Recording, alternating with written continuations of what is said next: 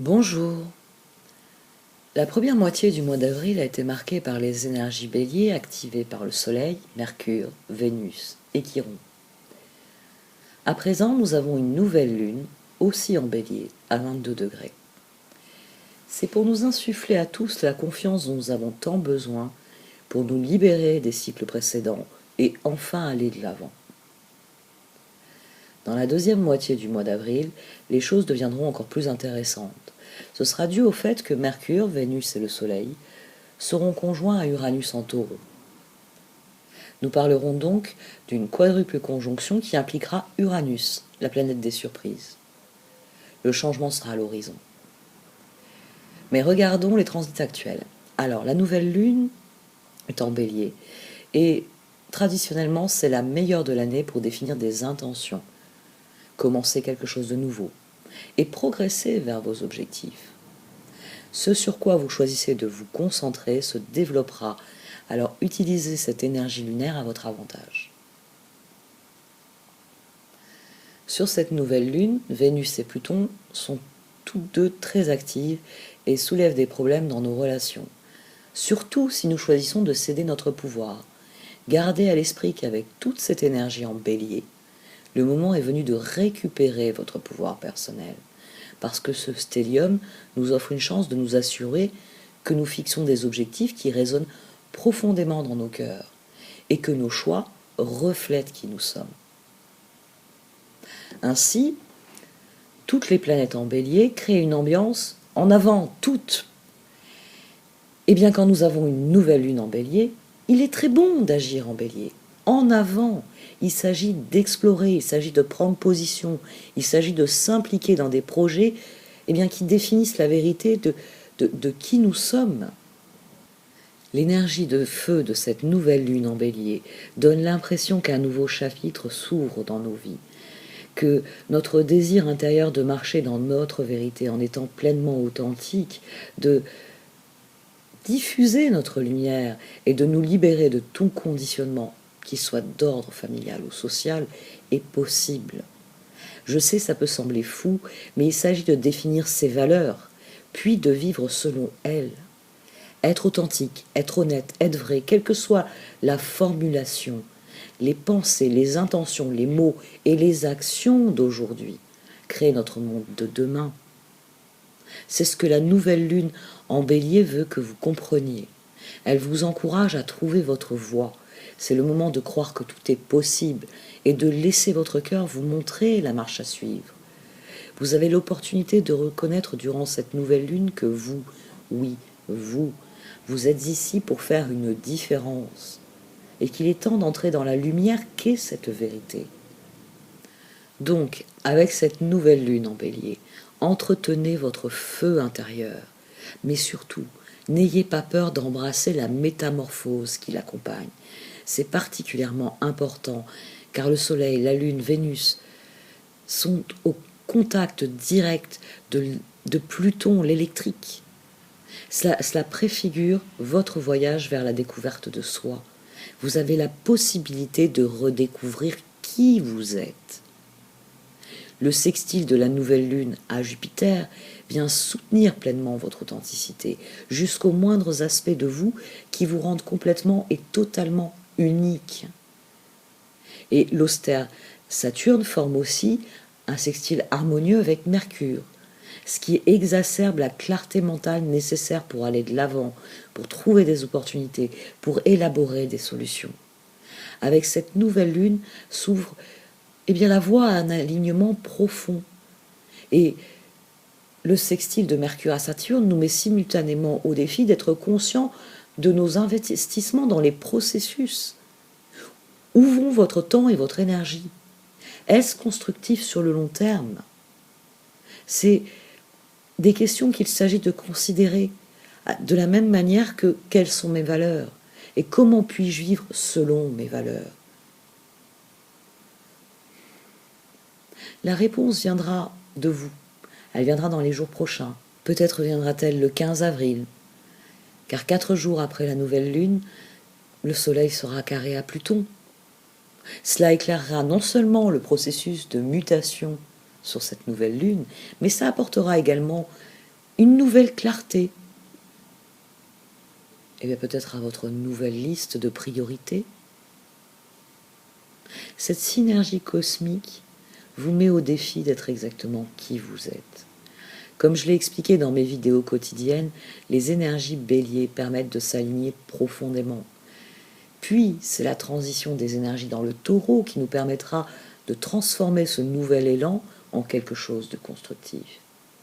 Parce que la saison du taureau consiste à ralentir afin de consolider ce que nous avons commencé lors du voyage du soleil à travers le bélier.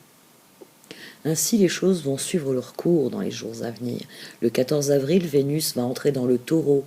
La déesse de la beauté et de l'amour y est en domicile.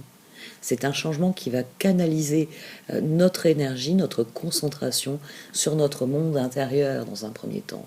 Il s'agit de reconsidérer notre système de valeurs et de réfléchir à notre relation à la joie, à l'abondance. Vénus en taureau va nous inviter à renouer avec nos sens, avec notre corps physique, afin d'atteindre des niveaux plus profonds de confiance en soi et d'autonomie. Et quand le Soleil et Mercure entreront presque simultanément, ils entrent tous les deux le 19 avril en taureau, nous pourrons nous consacrer à la stabilisation, à la connexion avec notre conscience, en prenant vraiment conscience de ce que sont nos talents personnels, nos valeurs, nos ressources, et de ce qu'est l'univers et que nous pouvons en faire, ce que nous pouvons y créer. Par rapport à ces trois-là, il est important de relever que l'influence d'Uranus pimentera les choses, accélérera notre voyage d'individuation et fera tanguer la barque à chaque fois qu'Uranus voudra attirer notre attention. Ainsi, Vénus sera en conjonction avec Uranus en taureau le 22 avril. Alors, sur le plan collectif, Vénus rejoignant la planète de la libération, de la rébellion et des chocs soudains, ça peut refléter une volatilité importante de l'économie mondiale et des marchés financiers. Et cela peut durer jusqu'à la pleine lune en Scorpion, qui met également en scène Uranus. En fait, le taureau et Vénus sont tous deux en corrélation avec les finances et reflètent la façon dont nous gérons notre argent, nos biens matériels, notre rapport au matériel. Ainsi, sur le plan individuel, il peut y avoir des rencontres surprenantes, il peut y avoir des changements dans notre conception de nos besoins, il peut y avoir des changements dans notre situation financière. Et ça se produit alors que notre besoin de liberté, d'aventure et de nouvelles expériences augmente chaque jour qui passe. Parce que, parlons d'action. Après 2 mois en Gémeaux, Mars entrera en Cancer le 23 avril. Alors, Mars en Gémeaux, il était bavard, il était direct. Il était avide de mouvement, de stimulation mentale constante. Mars en Cancer va être plus prudent, il va être plus indirect dans son action. Pendant ce transit, nos niveaux d'énergie seront plus fluctuants, parce que notre vitalité aura une corrélation directe avec les phases lunaires et notre état émotionnel. Mais Mars en Cancer vise tout d'abord à générer des conditions de vie dans lesquelles nous pouvons prospérer. C'est tout le propos de Mars en Cancer, c'est prendre soin. Prendre soin de soi, c'est prendre soin de ce qui nous est cher. Et jusqu'au 11 juin, nos émotions vont devenir le carburant de nos actions. Et c'est ce qui nous permettra de progresser. Mars en Cancer nous donne la possibilité d'élaborer, de traiter, d'exprimer nos émotions à travers des activités qui impliqueront notre corps physique et qui propulseront nos vies dans une dynamique complètement différente. Ainsi donc, la seconde moitié d'avril sera probablement faite d'accélération et d'imprévisibilité. L'activation d'Uranus accélérera notre parcours d'individuation et de déconditionnement. Uranus veut s'assurer que nous ne nous attachons pas trop à notre zone de confort, ou même à toute autre chose qui peut nous empêcher de grandir. Alors, c'est vrai que ces transits sont perçus, sont connus comme étant perturbateurs. Mais leur objectif ultime est de nous libérer de ce qui nous limite, afin de nous ouvrir à de nouveaux chemins. Les semaines à venir sont donc susceptibles d'apporter beaucoup d'actions et quelques surprises. N'ayez pas peur de modifier vos plans, restez ouverts et abandonnez cette croyance limitante qu'un seul chemin, qu'un seul moyen peut vous mener là où vous désirez aller.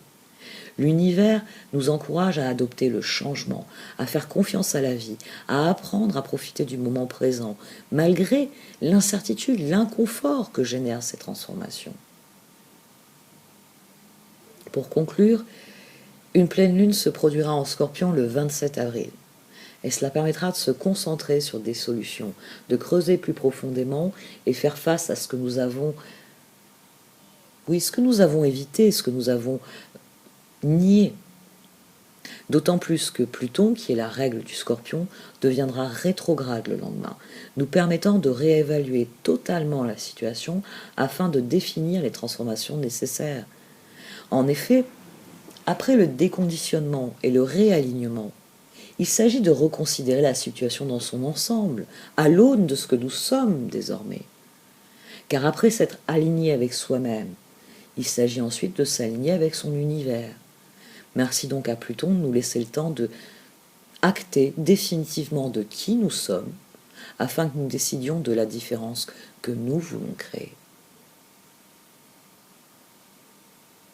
Je vous remercie de m'avoir écouté. Vous pouvez liker, commenter ou partager cette vidéo. Au revoir.